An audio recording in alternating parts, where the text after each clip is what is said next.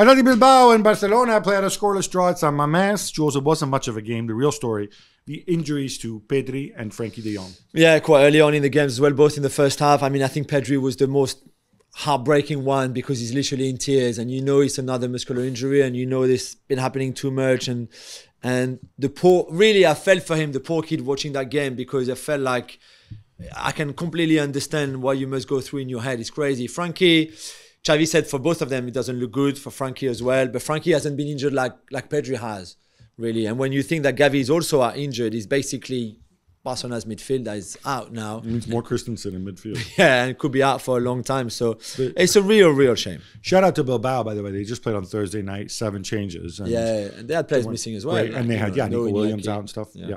Oh, no, Nico. Atletico Madrid beat Betis as Alvaro Morata scores to end a 9-game drought. Gab, it wasn't so straightforward. No, it wasn't straightforward at all. So Morata, Lino gets a penalty. Morata takes it.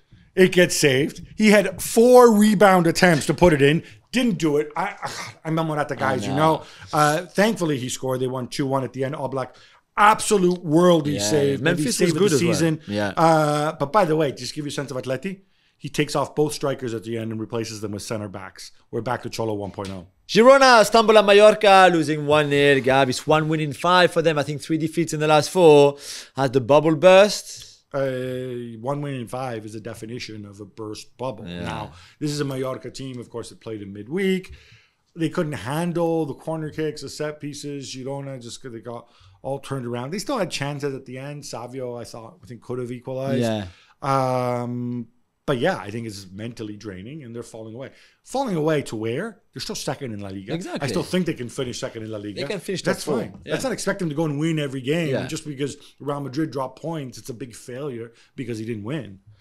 Villarreal destroyed Granada 5-1. But Gab, you know why I'm asking you about this, right? Why would you ever ask me about Villarreal this season? It's so I can comment on the only living sword lost in captivity scoring a hat-trick. Lovely hat-trick. I don't think there's a single Norwegian striker in the world who scored more goals this weekend. By the way, watching the game, I thought that Traoré on the right wing for Villarreal is pretty good, right? Doing right. It's Bertrand Traoré from Aston Villa. I had missed completely that he'd gone to Villarreal. I was like, whoa, okay. That was only his second game because he obviously came in January. You would almost think, well, and he was at the Cup of Nations, yeah, he right? was AFCON as well.